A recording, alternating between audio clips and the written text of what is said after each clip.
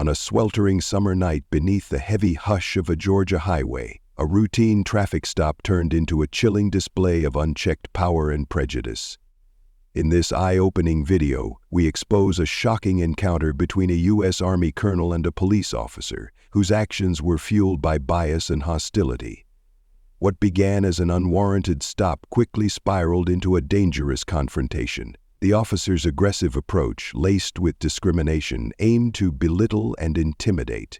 But with remarkable composure, the woman made a single phone call, one that sent shockwaves through the officer's smug arrogance. Little did he know he was moments away from the biggest mistake of his career. If this story captivates you, let us know. If you enjoy the video, press 1. If not, press 0. Your feedback fuels my passion for sharing stories of resilience, justice, and unexpected twists that demand attention. The air was thick with humidity as Officer Travis Caldwell, a man known for his selective enforcement, prowled the roads of Briarwood County. A towering figure with a deep-seated thirst for control, Caldwell had a reputation for targeting out-of-towners, especially those who didn't look like they belonged.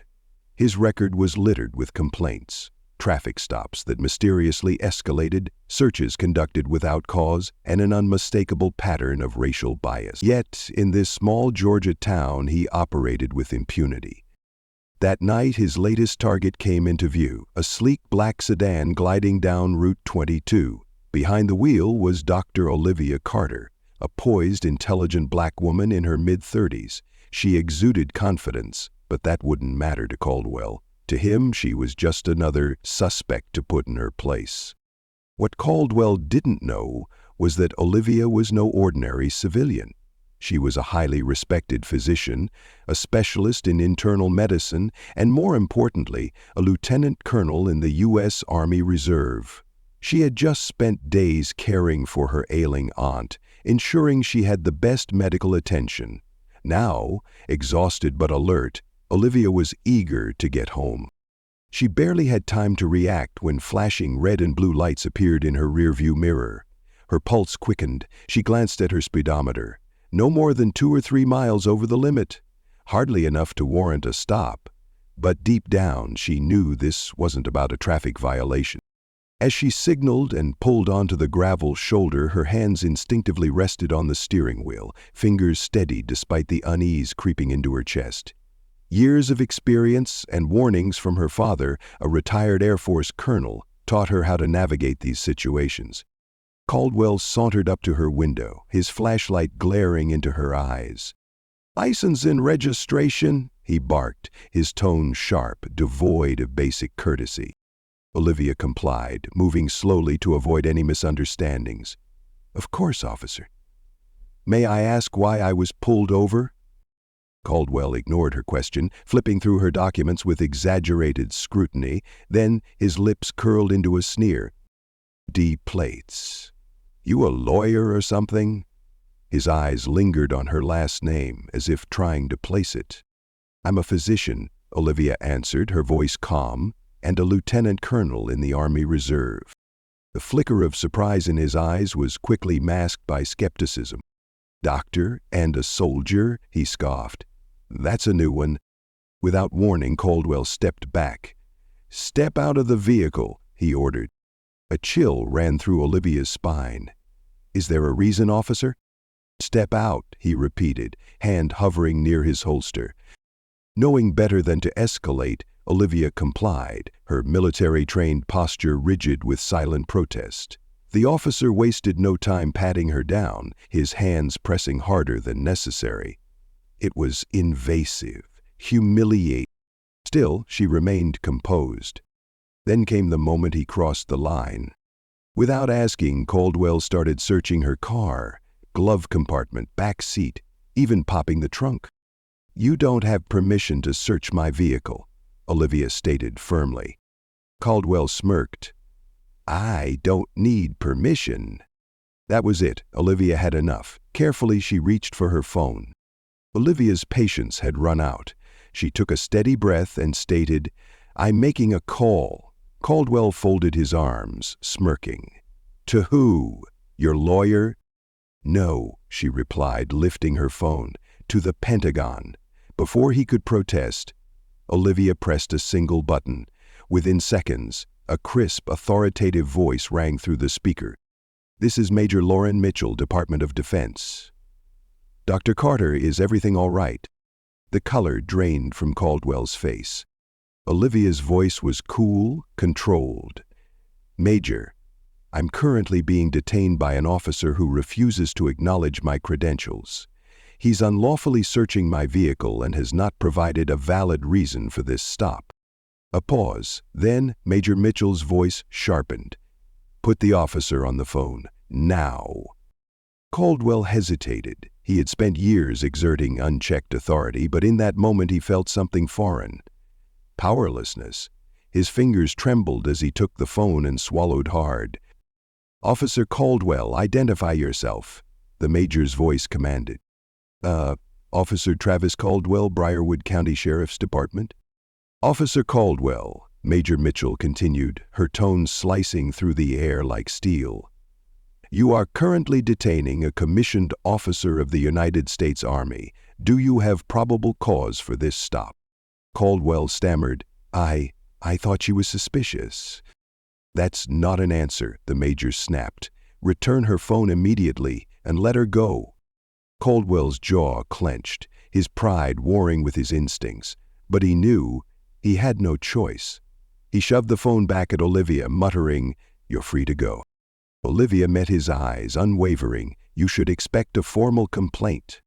As she drove off, the dust from the gravel swirling behind her, Caldwell stood frozen, a sick realization settling in. His unchecked power had just come to an end.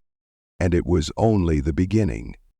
Olivia Carter had always believed in the rule of law, but the red and blue lights flashing in her rearview mirror told a different story. A patrol car emerged from a shadowy turnoff, accelerating aggressively toward her. A sinking feeling settled in her chest. This wasn't just a routine stop. Her stomach tightened. She immediately checked her speedometer. She was barely going over the limit, maybe by 2 or 3 miles per hour at most. That wasn't enough to warrant a stop. Still, she knew better than to second-guess the flashing lights behind her. With a resigned sigh, she signaled and pulled over, easing her black sedan onto the gravel shoulder of the isolated highway. Her heart pounded as she took a deep breath, reminding herself to stay calm. She had done nothing wrong. She had nothing to hide. Behind her, the patrol car rolled to a stop, its engine rumbling ominously in the silence. Olivia kept her hands on the steering wheel, fingers steady but tense. The training her father had drilled into her since she was young.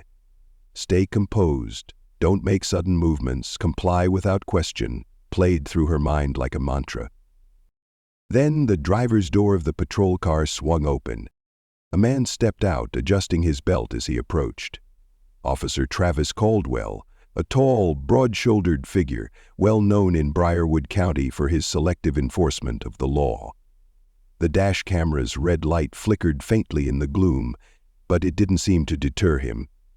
He took his time strolling up to Olivia's window, his eyes scanning the sleek sedan, searching for something, anything, to justify his stop. Olivia rolled her window down, keeping both hands in plain sight. The harsh glare of a flashlight beamed directly into her face. "License and registration," he barked. She squinted against the light, reaching slowly into her purse. "Of course, officer," she replied, keeping her tone polite and even. "May I ask why I was pulled over?" Caldwell didn't answer right away. He took her license and registration, flipping through them with deliberate slowness. A smirk curled at the corner of his mouth as his eyes landed on her name. "Olivia Carter, Washington, D.C., he read aloud, as if the information itself was suspicious.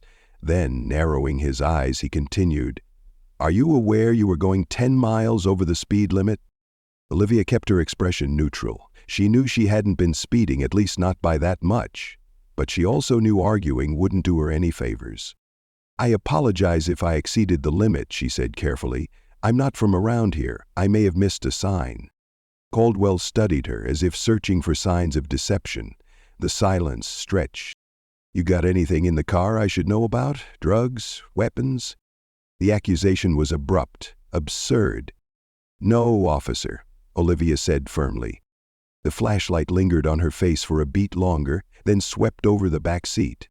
Keep your hands where I can see them, he muttered. I'll be right back. Olivia inhaled slowly as he walked away, disappearing into his squad car. Through her side mirror, she saw him in the driver's seat typing something into the onboard computer. His fingers tapped impatiently against the wheel as he waited. The seconds crawled.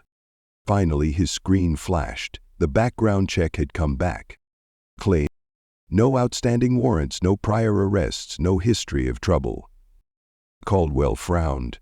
To him, a person this clean often meant one thing. They were hiding something.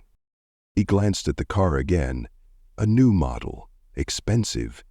In a small county with a modest average income, it stood out. She must be up to something, he convinced himself. His frustration mounted. He wasn't used to stops ending without incident. That wasn't how things worked for him. Determined to get control of the situation, he shoved his door open and stalked back toward Olivia's car. Step out of the vehicle, ma'am, he ordered, his tone harder this time. Olivia's pulse quickened. Is there a reason I need to step out, officer? Step out. The steel in his voice left no room for negotiation. Knowing resistance would only escalate things, Olivia obeyed. She opened the door carefully and stepped onto the gravel shoulder. The warmth of the asphalt radiated upward, mixing with the simmering tension in the air. She was tall, poised, and carried herself with an unshakable confidence that seemed to irritate Caldwell. He towered over her, shoulders squared, his hand inching dangerously close to his holster. Turn around and place your hands on the hood, he ordered. Every nerve in Olivia's body screamed in protest. She had done nothing to deserve this. Officer, is there a reason you're conducting a search? She asked, her voice steady despite the pounding of her heart. He didn't answer. He shoved her forward, her palms hitting the warm metal of the car's hood. Don't move, he growled. Then, roughly, he began to pat her down. Olivia clenched her jaw, humiliation burning through her, but she stayed still. She knew better than to resist. When he found nothing, he stepped back with a dissatisfied grunt. Don't go anywhere, he muttered. Olivia straightened, eyes flashing with restrained fury as she watched him move past her, straight toward her car. Without a word, Caldwell yanked open the door and began rummaging through her belongings, the glove box, the center console, the space beneath the seats. Then he popped the trunk. She knew her rights, and this was illegal. But she also knew what could happen if she challenged him alone in the middle of nowhere. She closed her eyes briefly, steadying herself. The night air was thick with the sound of crickets, and the growing weight of injustice. She had to do something. And then it hit her. Slowly, carefully, Olivia reached for her phone. If he wouldn't listen to reason, maybe he'd listen to someone with more power. Someone at the Pentagon? Frustration etched deep into his features. Caldwell slammed the trunk shut, the dull thud echoing in the quiet night. His search had turned up nothing, no contraband, no weapons, nothing to justify his growing hostility. You always travel alone at this hour? He asked, his voice laced with barely concealed suspicion. Olivia Carter swallowed hard. I was visiting my aunt. She's unwell. Caldwell's eyes narrowed. So you're from Washington, D.C.? Yes, I live there. Her voice remained steady, but she could feel his scrutiny intensifying. He stepped closer, his glare sharp. I'm the one asking the questions here, ma'am. What do you really do for work? Your registration says you're a doctor. Doctor of what exactly? Olivia forced herself to breathe evenly. She could hear the venom behind his words, the doubt, the challenge. I'm a licensed physician, she answered firmly, and a lieutenant colonel in the U.S. Army Reserve. For a split second, Caldwell hesitated, uncertainty flickering in his eyes, but almost immediately he buried it beneath a sneer. Oh yeah? And I'm the president? He scoffed, shaking his head. His chuckle was cold, dismissive. A fancy doctor from D.C. driving through Briarwood County alone in the middle of the night? Sounds fishy. The insult stung, but Olivia didn't flinch. Caldwell gestured toward his cruiser. "Step off the road." She didn't move. "Let's see if your story checks out," he continued, but oddly he made no move to radio in her credentials. Instead, he seemed to revel in this moment, in the power he thought he held over her. Anger simmered in Olivia's chest. She had faced prejudice before, the subtle dismissiveness at medical conferences, the assumptions in military circles that she was an assistant rather than an officer, but this was different. This was dangerous. The flashlight in Caldwell's hand shifted, its harsh beam now trained directly under her chin, illuminating her face as though she were a suspect in an interrogation room. "Maybe you should come down to the station," he suggested, voice low and ominous. "Let me call this in." That was enough. Olivia had the legal right to remain silent, to demand an attorney, but she had another option, one that would cut through this entire charade in an instant. Carefully, she reached for her phone. "Officer," she said evenly, "I'm going to make a call now." Caldwell scoffed, folding his arms across his chest. "Yeah? Call whoever you want, doctor." He emphasized the word mockingly, making it clear he didn't believe her. She didn't hesitate. One press of a button and the line connected. A crisp, no-nonsense voice answered. "Major Lauren Mitchell, Pentagon Operations. Dr. Carter, is everything all right?" Relief washed over Olivia. "Major," she said, her voice controlled but firm, "I'm currently in Briarwood County, Georgia. I've been pulled over by an officer who refuses to accept my identification. He's threatening to take me to the station. I may need immediate assistance." The silence on the other end was brief but telling. Then Major Mitchell's voice hardened. "Stay on the line, Dr. Carter. Let me get this to the right channels. Are you safe right now?" Olivia glanced at Caldwell, who was now shifting uneasily, his bravado beginning to crack. "For the moment," she answered quietly. "Understood. I'm looping in Colonel Avery. You're not alone in this." Caldwell leaned in slightly, straining to hear. "Who are you talking to, Ms. Carter?" His tone dripped with derision, but there was a nervous edge to it now. Olivia lifted her chin, her voice cool and unwavering. "I'm on the phone with my direct liaison at the Pentagon. If you have any issues with my credentials, you can speak to her or my commanding officer. They can confirm my military status." The power dynamic shifted instantly. Caldwell's face twitched. Whether he fully believed her or not, something in her calm confidence made him hesitate. He glanced around at the empty highway, as if suddenly aware of how isolated they were, how vulnerable he had made himself by pushing this too far. Still, his pride fought against reason. "I handle things my way," he muttered, though his voice lacked the authority it had before. Olivia's phone buzzed again. Another call was coming through. She kept her eyes on Caldwell as she spoke into the receiver. "Yes, Major. Understood. Let's see if the officer will speak with you." Caldwell's nostrils flared. Before she could hand him the phone, he snatched it from her hand, his fingers tightening around it like a lifeline. "Don't try that with me," he growled. "You think you can just call in reinforcements from the Pentagon?" His voice was laced with mockery, but there was no mistaking the tension in his stance. On the other end, Major Mitchell's voice rang through the speaker, sharp and commanding. "Officer, identify yourself immediately. This is an official request from the United States Department of Defense." Caldwell went rigid. He hesitated, the weight of the moment pressing down on him. Then, reluctantly, he brought the phone to his ear. "This is Officer Travis Caldwell, Briarwood County Sheriff's Department," he mumbled, his voice tight. "Officer Caldwell," Major Mitchell continued, her tone leaving no room for negotiation, "you are currently detaining a commissioned officer of the United States Army. If you continue to harass her or detain her without cause, you will be in direct violation of federal law." Caldwell's jaw tightened. He glanced at Olivia, who stood tall, arms folded, her expression unreadable. I was just doing my job, ma'am," he stammered. "Then do it properly," Major Mitchell shot back. Run her license. Issue a citation if warranted, but you will not detain her further without probable cause, and you will return her phone immediately." The call ended abruptly.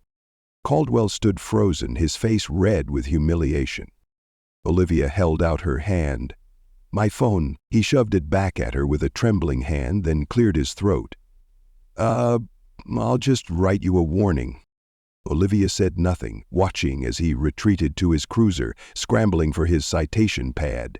The power had shifted entirely. This wasn't his game anymore, and he knew it. Still, his pride wouldn't let him back down so easily. His grip on control was slipping, but he refused to admit it. "I'll handle this my way," Caldwell snapped, though his confidence faltered. He no longer sounded as certain, as untouchable as he had minutes ago. "Hang up that phone and cooperate," he ordered, trying to reassert dominance. Olivia Carter pressed the phone tighter to her ear, ignoring him. She could hear the muffled urgency in Major Lauren Mitchell's voice as she hurriedly contacted Colonel Avery. Olivia didn't dare disconnect. "Yes, Major, I understand," Olivia said, her voice steady despite the tension coiling in her chest. Then glancing up at Caldwell, she added, "Let's see if the officer will speak with you." Caldwell's patience snapped. Without warning, he lunged forward, snatching the phone from her hand. "Hey," Olivia protested, reaching instinctively to grab it back, but he held it just out of reach, glaring at the screen. "Don't try that with me," he growled through clenched teeth. "You think you can just call in reinforcements from the Pentagon?" His voice was dripping with sarcasm, but beneath the bravado there was something else. Tension. On the other end of the line, Major Mitchell's voice cut through the night air, sharp and authoritative.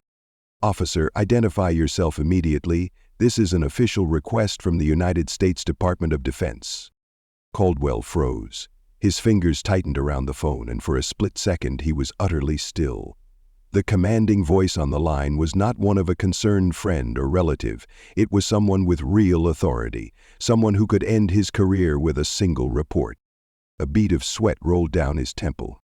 He had a choice now. If he refused to identify himself, if he continued down this path, he could be looking at severe repercussions, federal ones. Slowly, through gritted teeth, he lowered the phone and barked into it. "This is Officer Travis Caldwell, Briarwood County Sheriff's Department." There was a brief pause, then Major Mitchell's voice rose with unmistakable authority. "Officer Caldwell," she said, her words precise, clipped, each syllable weighted with power. "I am Major Lauren Mitchell, liaison for the Pentagon's Medical Intelligence Branch.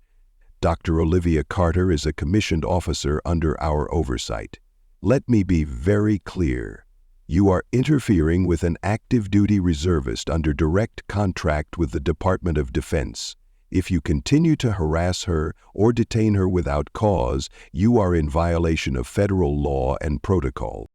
The blood drained from Caldwell's face. His eyes darted to Olivia, who stood tall, arms crossed, her expression unreadable. For the first time that night, his confidence wavered entirely. "I was just doing my job, ma'am," he stammered. "Then do it properly," Major Mitchell shot back without missing a beat. "Run her license and registration as protocol demands. Issue a citation if you must for a legitimate traffic violation, but you will not detain her further without probable cause, and you will return her phone immediately." Silence. Then the line clicked. Major Mitchell had hung up. The silence of the night pressed in, heavy and suffocating. Caldwell stood stiffly, his face red with frustration and something closer to fear. Slowly, he lowered Olivia's phone and handed it back to her, his fingers trembling slightly. Olivia took it, her grip firm, never breaking eye contact with him. There was a strange mix of emotions swirling inside her: relief, triumph, and a lingering burn of anger. It shouldn't have required a call to the Pentagon to ensure her fair treatment. "May I leave now, officer?" she asked, her voice cool and unwavering. Caldwell cleared his throat, his gaze darting away. Yes," he muttered. "Oh, I'll just write you a warning." He turned sharply and marched back to his cruiser, rifling through his citation pad with stiff, frustrated movements. The stiff formality in his posture made it clear his bravado had vanished. But Olivia wasn't done. She wasn't about to let him walk away without acknowledging the weight of what he had just done. She stepped closer, her voice calm but firm. "Officer Caldwell, I don't appreciate being treated like a criminal," Olivia said. "Nor do I take kindly to having my phone snatched away. You violated my rights tonight." His hand hesitated over the paper, his shoulders rigid. He didn't look up. His pen scratched the warning slip with shaky strokes. He could feel the weight of her words, of that phone call, of the power shift that had just occurred. Finally, he handed her the paper, avoiding her gaze. "Sign here," he mumbled. Olivia complied, knowing full well that this incident would not just disappear. Her superiors at the Pentagon would see to that. As she signed, she caught her reflection in the side mirror of his cruiser, illuminated by the dashboard light. She looked tired, but resolute. Caldwell finally spoke again, his voice subdued. "You can go," he said. "Just be careful next time." She gave him a curt nod. "Thank you, officer." There was no gratitude in her tone. She turned on her heel, walking back to her car with steady, deliberate steps. Before shutting the door, she locked eyes with him one last time. He looked rattled, uncertain, alone. Then, with a quiet but unmistakable sense of finality, Olivia started her engine and pulled away, leaving him standing on the shoulder of the empty road, the night pressing in around him. As the glow of her taillights faded into the distance, Caldwell remained frozen, hands clenched at his sides. For the first time in his career, he understood what it felt like to be powerless. As the darkness of the night reclaimed the empty highway, Olivia Carter saw the swirl of her taillights reflected in her rearview mirror, leaving Officer Travis Caldwell standing in a cloud of dust. She was free to go, but her hands trembled on the steering wheel, her knuckles white from the tension still gripping her. A whirlwind of emotions churned inside her, relief, anger, and a lingering undercurrent of fear. She had faced adversity before, but the suddenness of this encounter had rattled her in a way she hadn't expected. Even with her high-level connections, she realized just how close she had come to being unlawfully detained, or worse. Her phone vibrated on the passenger seat, pulling her attention to the screen. Missed calls, text notifications. Major Lauren Mitchell and Colonel Avery had both tried to reach her. She wanted to respond immediately, to reassure them she was safe, but she needed a moment to breathe first. A brightly lit rest stop loomed ahead, a rare island of safety along the desolate highway. She signaled and pulled in, parking near the brightest section of the lot. The fluorescent overhead lights cast stark shadows, making the empty space feel eerily still. After locking her doors, Olivia picked up her phone and called Major Mitchell. The line connected on the second ring. "Doc Carter, are you all right?" Major Mitchell's voice was sharp with concern, skipping any pleasantries. Olivia exhaled. "Yes, I'm fine, shaken, but okay. He let me go." A new voice cut into the conversation, Colonel Avery. Clearly Mitchell had put Olivia on speaker. "Glad to hear that," Avery said, his tone laced with controlled anger. "That officer is in serious trouble. If he so much as breathes wrong toward you again, we'll handle it." Olivia frowned. "Wait, you called the Briarwood County Sheriff's Office?" "We sure did," Avery confirmed. Let's just say the sheriff wasn't pleased to learn that one of his deputies was harassing a federal contractor, especially one with your clearance level. He promised an internal review. Effective immediately. A wave of gratitude mixed with unease rolled through Olivia. Their quick action reassured her, but a new worry surfaced. Would Caldwell seek revenge? And worse, was he the only one in the department who thought this way? "Thank you, Colonel. I appreciate your support," Olivia said sincerely. "Anytime," Avery replied. "And if there's anything else you need, don't hesitate to reach out." The call ended, but Olivia remained in the driver's seat for a long moment, staring at the glowing dashboard. She wasn't naive. She knew this wasn't over. Taking a deep breath, she started the car and pulled back onto the road, driving the remaining miles with heightened vigilance. She checked her mirrors constantly, scanning for any sign of trouble. Thankfully, none came. By the time she reached her aunt's house, an aging bungalow on the outskirts of a small city, exhaustion weighed heavy on her. She slipped inside quietly, careful not to wake her aunt, then collapsed onto the couch. But sleep refused to come. But sleep never came. Instead, she replayed the night's events in her mind. Every condescending word, every humiliating moment of that unlawful search, the way Caldwell had taken her phone like she was some criminal.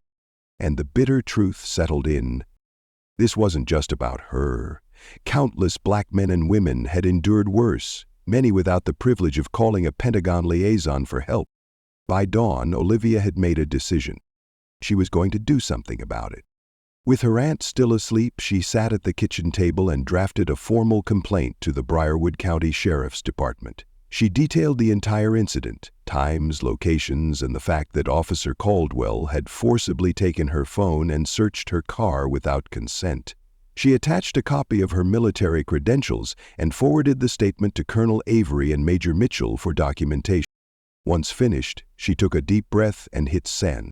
Meanwhile, back in Briarwood, Sheriff Randall Moore's morning was about to take a disastrous turn. His desk sergeant woke him at 5 a.m., voice tense. "Sheriff, you need to see this."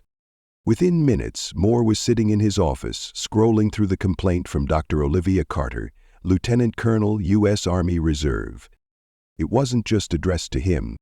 It had been forwarded to the Department of Defense, to his superiors at the state level, and copied to the local representative's office. Moore's stomach twisted. Briarwood County wasn't exactly flush with cash. Their department relied on state funding to stay operational, and a PR nightmare like this could put them under serious scrutiny. The deeper he read, the worse the situation became. The letter outlined Caldwell's misconduct in damning detail. An unlawful search, physical intimidation, and seizing a personal phone without cause. Moore leaned back in his chair, rubbing his temples. Todd Caldwell had always been aggressive with outsiders. There had been complaints before, rumors of questionable traffic stops, but nothing that reached this level. He never imagined it would escalate to the point of involving the Pentagon. Cursing under his breath, he grabbed his phone and dialed Caldwell's number. This was going to be a day from hell. Caldwell was groggy from a restless night when his phone rang. Seeing the sheriff's name on the screen, he sat up, his stomach tightening. "Morning, Sheriff," he muttered, clearing his throat. Moore wasted no time. "I've got a damn stack of complaints on my desk. What the hell did you do last night?" Caldwell tried to steady his voice. "Sheriff, I was just doing my job. Routine stop. She was speeding. She looked—" Moore cut him off with a roar. "Suspicious? She's a damn Army doctor, Todd. And now we've got the DOD breathing down our necks. They want a formal inquiry. We could lose funding, get slapped with civil rights lawsuits. Did you even run her license properly?" Caldwell hesitated. Moore's anger intensified. "You better get down here now," he barked, "and don't come in uniform. We need to talk before this spirals out of control." As Moore hung up, he stared at the complaint on his screen, knowing there was no escaping the storm that was coming. And for the first time, he wondered if Caldwell was worth saving. Caldwell hesitated, his mind reeling from the phone call with the Pentagon.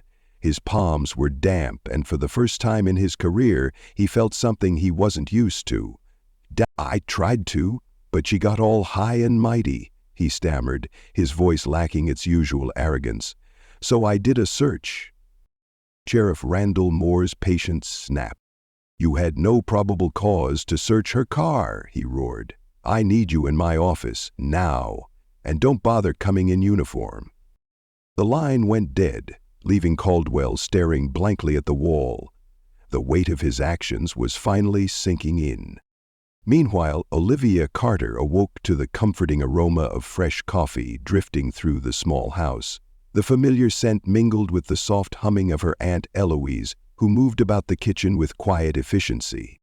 Despite her age and arthritis, Eloise was an early riser, her petite frame bustling between cabinets and countertops. Olivia pushed herself up from the couch, exhaustion still clinging to her limbs. She greeted her aunt with a warm hug, grateful for a moment of normalcy. Eloise studied her closely, noting the tension in her face. "Darling, what's got you so worked up?" Olivia hesitated.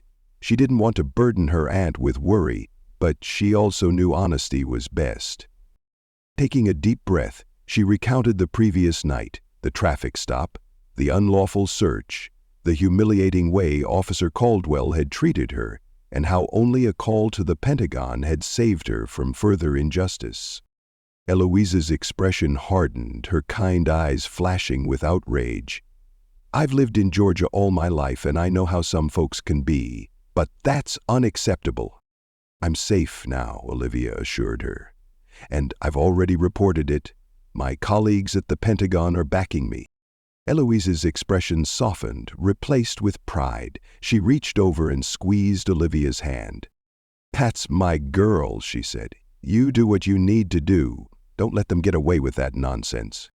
As Olivia sipped her coffee, her phone buzzed with an incoming call.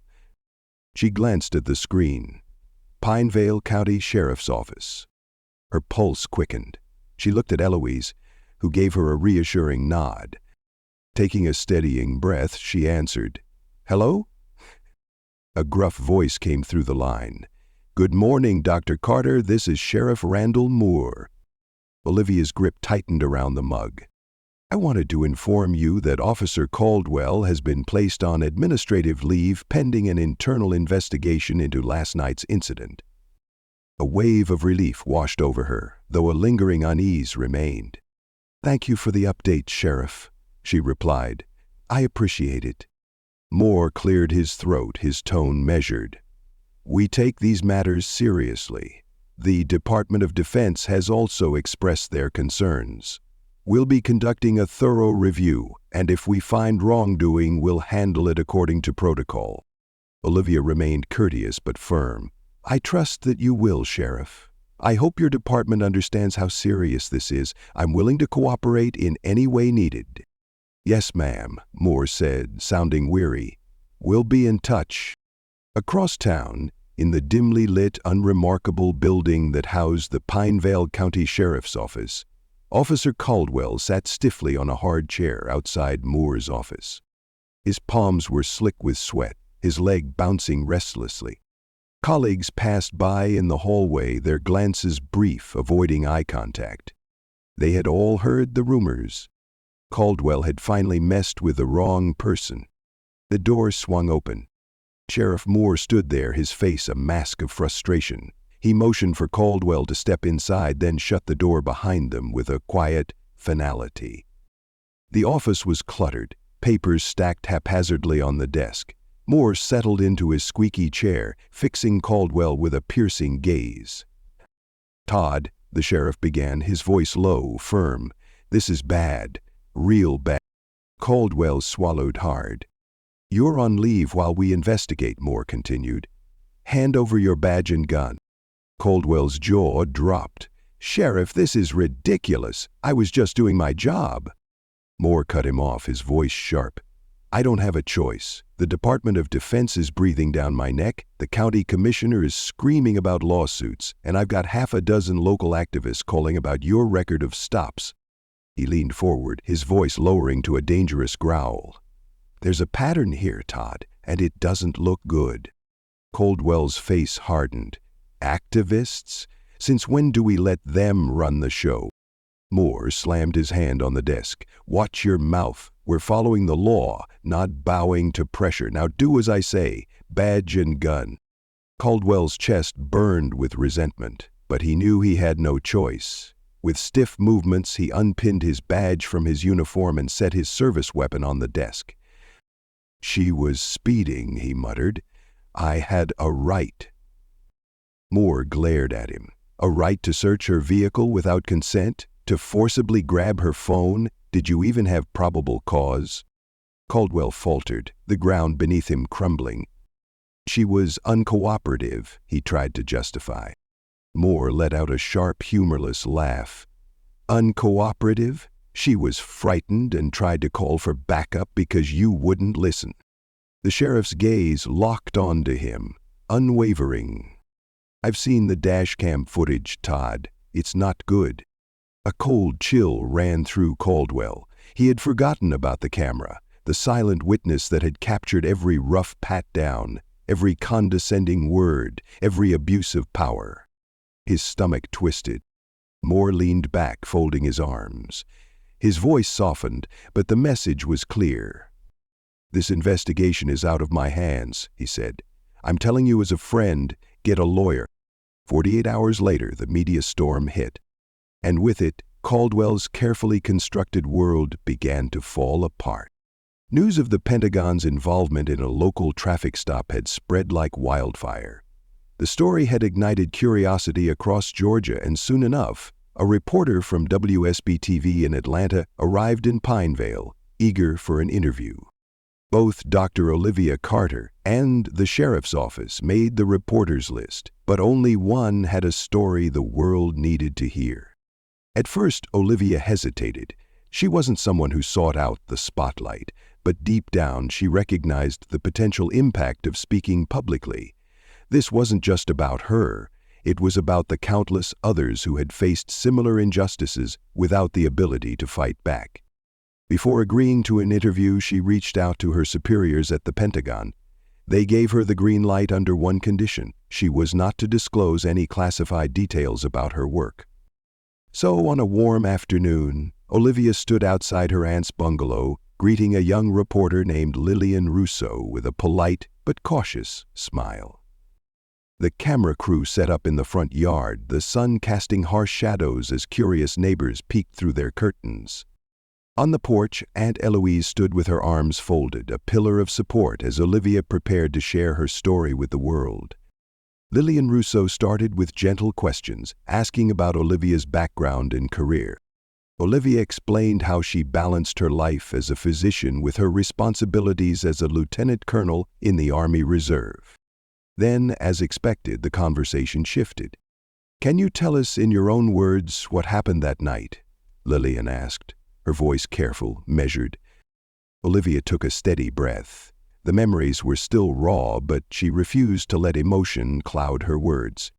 She described the traffic stop, the flashing lights, the sharp, condescending tone of Officer Travis Caldwell, the unwarranted hostility. She explained how he had searched her car without consent and confiscated her phone when she tried to exercise her rights. Then her voice dropped slightly, a tremor barely noticeable but present nonetheless. "Had I not been able to contact my colleagues at the Pentagon," Olivia admitted, "I'm not sure how far Officer Caldwell would have taken things." A weighted silence followed. "This wasn't just about me," she continued, looking directly into the camera. "It's about anyone who could be targeted like this without recourse." Lillian nodded, her expression thoughtful. "What do you hope will come from this, Dr. Carter?" Olivia didn't hesitate.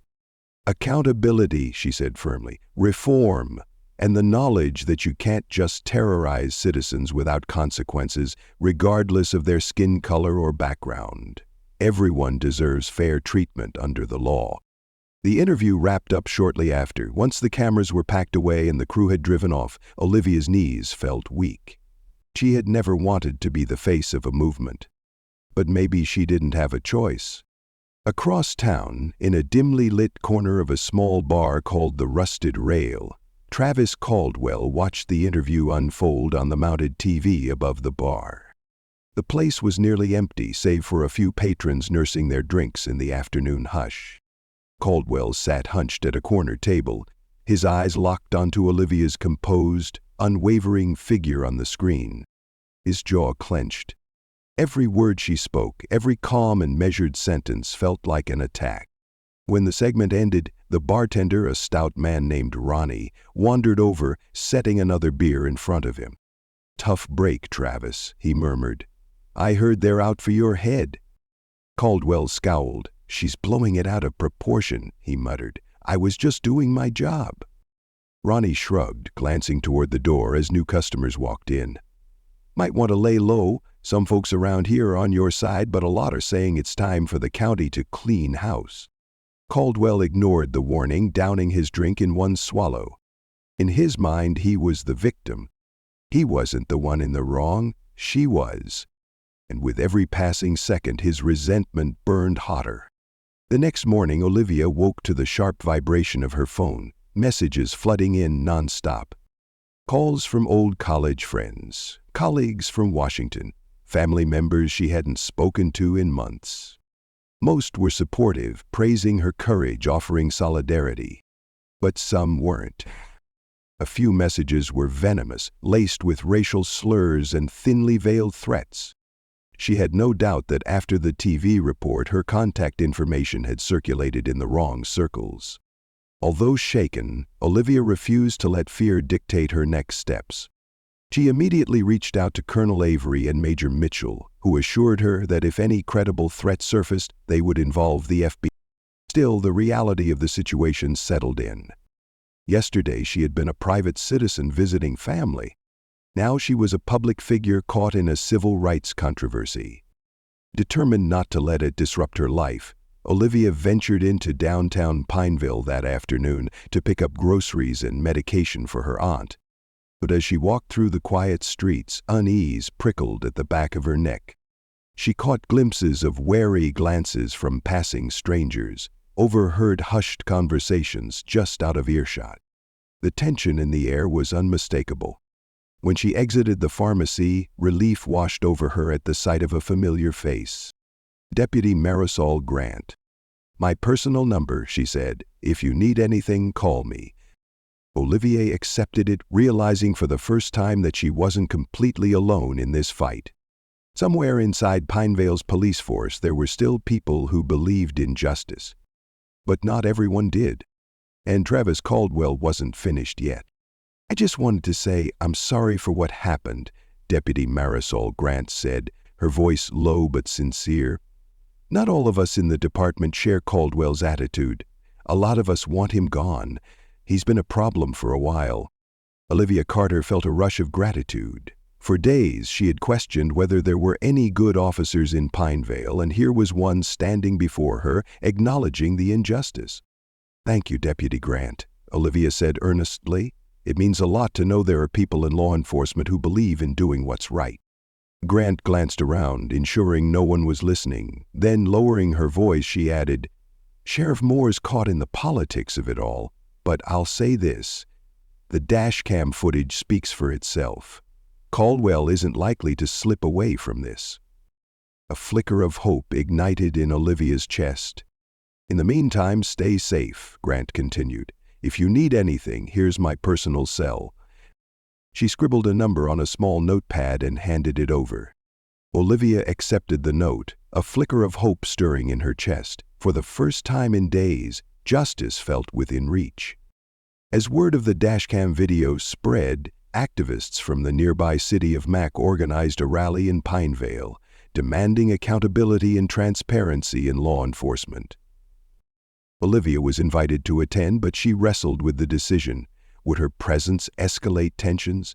Would it put her aunt at risk? Eloise, ever wise and unwavering, put a hand on Olivia's shoulder. "We can't hide forever," she said simply. Olivia knew her aunt was right.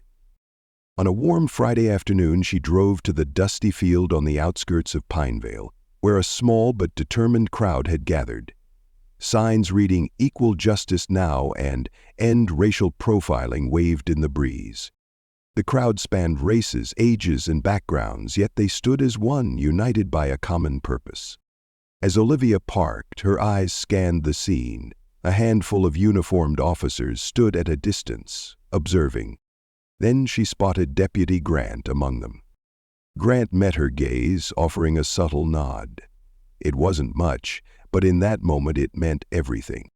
On a makeshift platform, local NAACP representatives and community leaders spoke passionately about civil rights, fairness, and the urgent need for oversight. Then Olivia heard her name.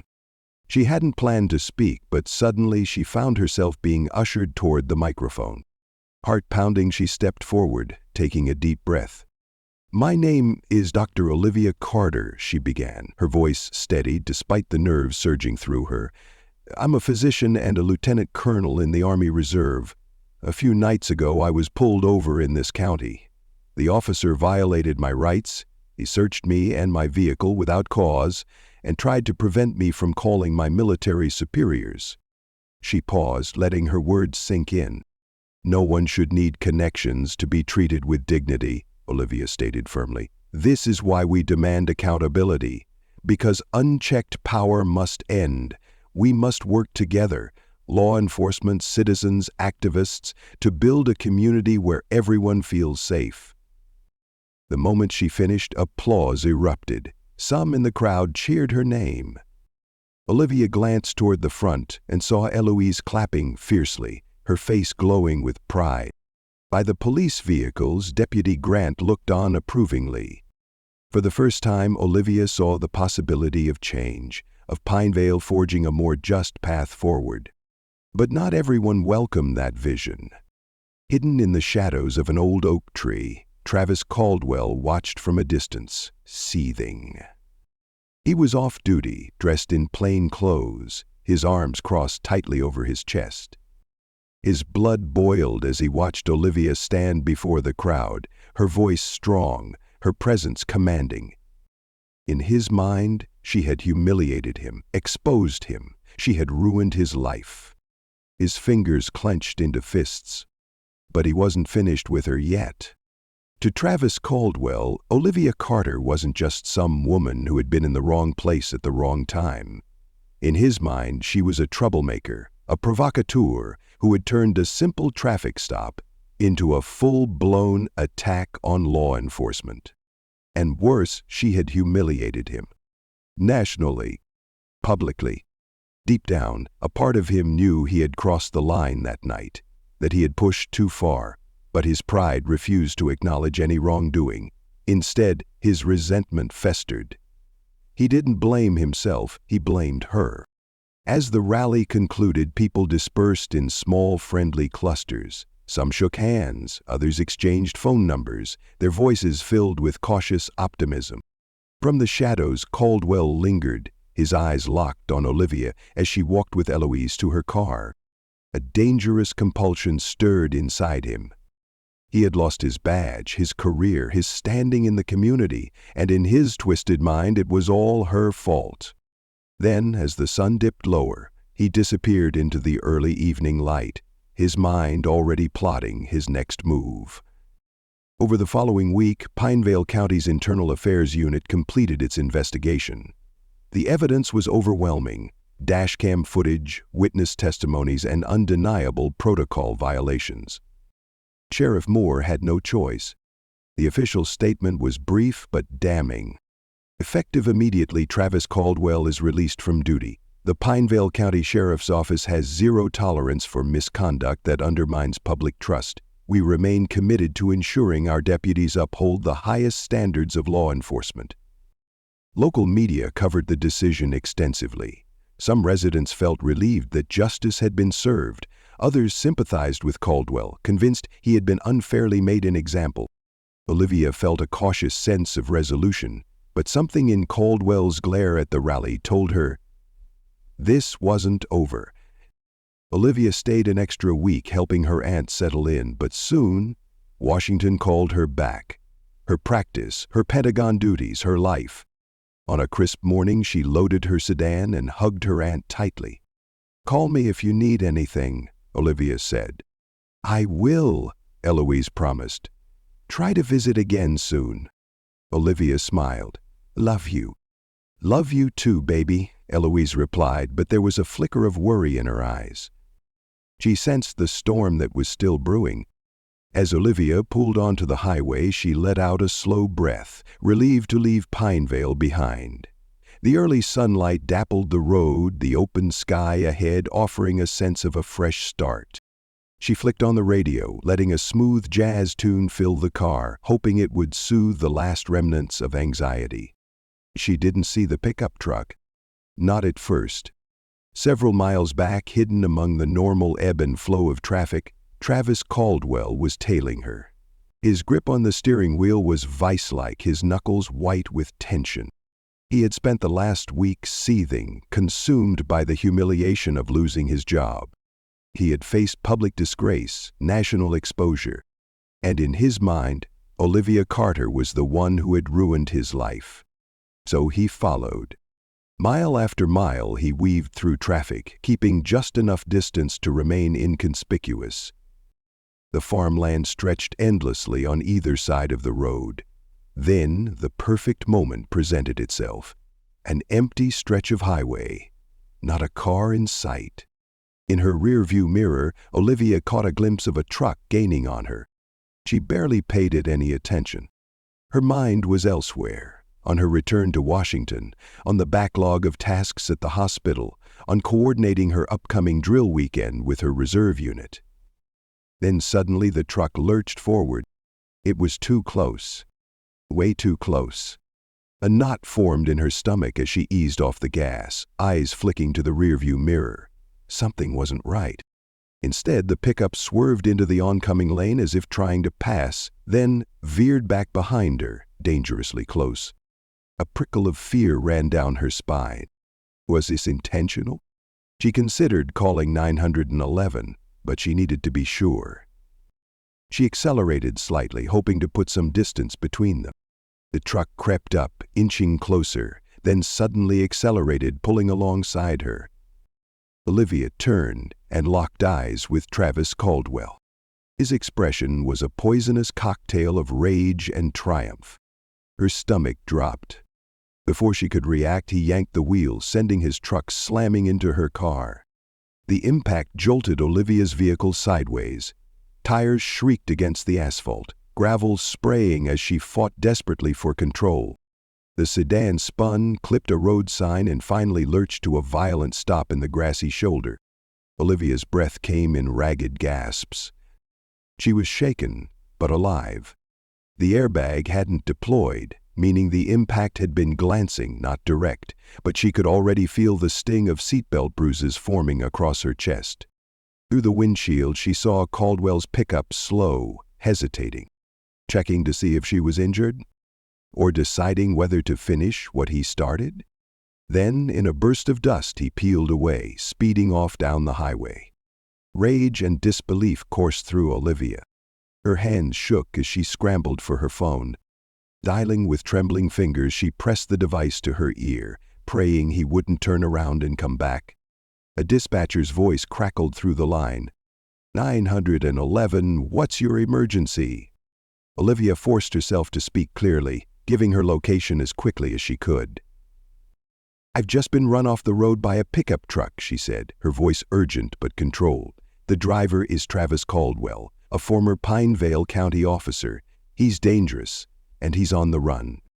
Officer, I'm slightly injured. Please send assistance. Olivia's voice wavered as the adrenaline drained from her system, leaving her lightheaded.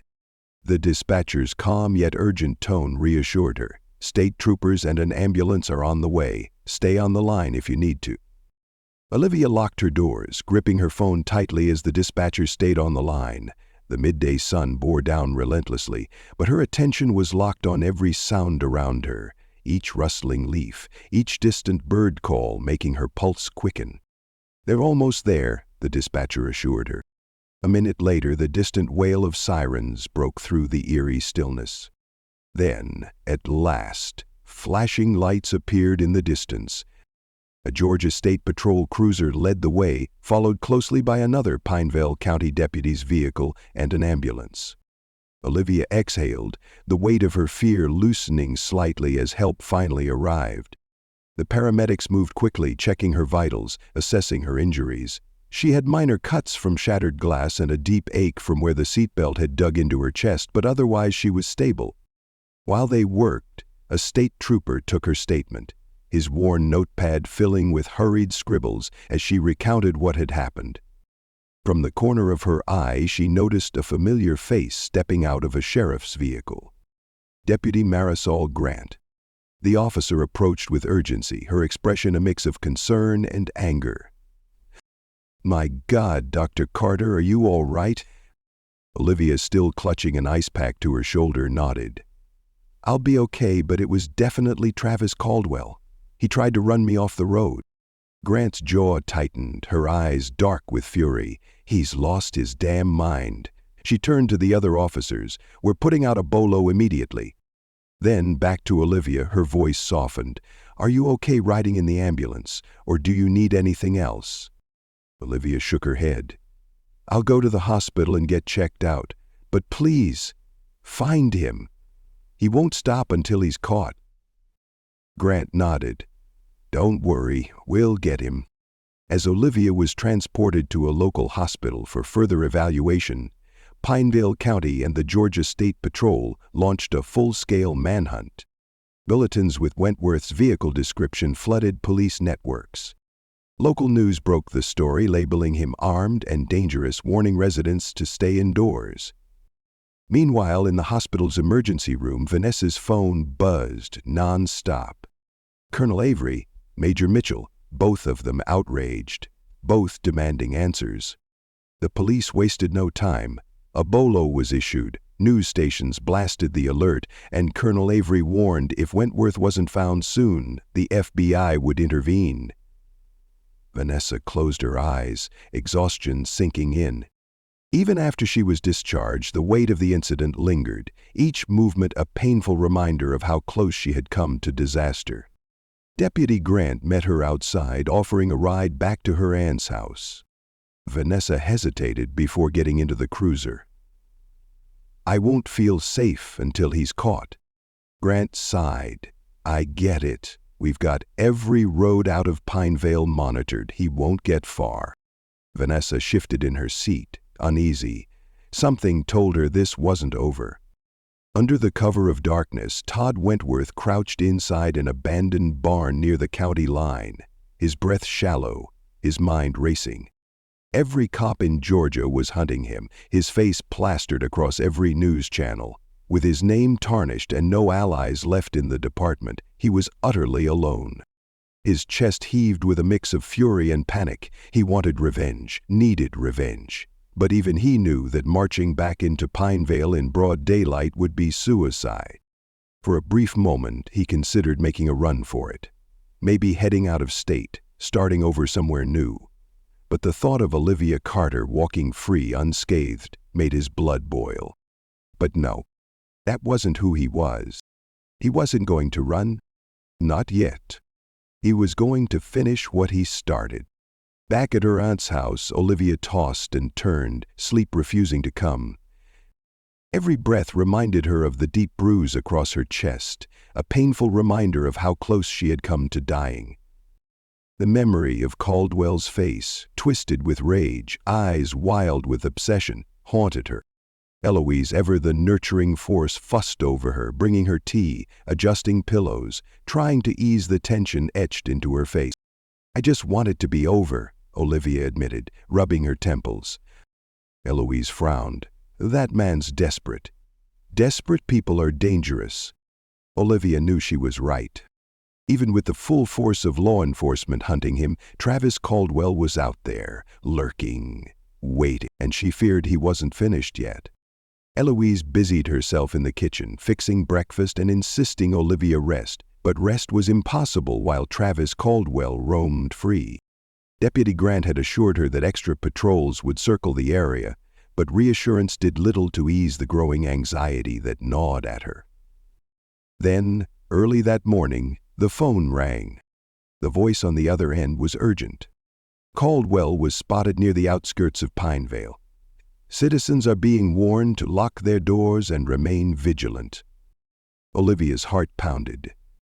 She turned to Eloise, a sinking feeling settling in her gut. "I should go somewhere safe," she murmured. Eloise, ever the fierce matriarch, shook her head firmly. "You're not the one who should run," she said. "If that fool shows up here, I won't hesitate to call the police." Despite the steel in her words, Olivia could see the fear in her aunt's eyes. Guilt gnawed at her. She had brought danger to Eloise's doorstep, even though it was Caldwell who had chosen violence. Outside, a pair of patrol cars sat at the curb, officers stationed to keep watch. It should have been comforting. It wasn't. Olivia found herself pacing the living room, glancing out the window every few minutes. The tension was suffocating. Then came the crackle of a police radio from one of the cruisers. A deputy rushed to the door, knocking urgently.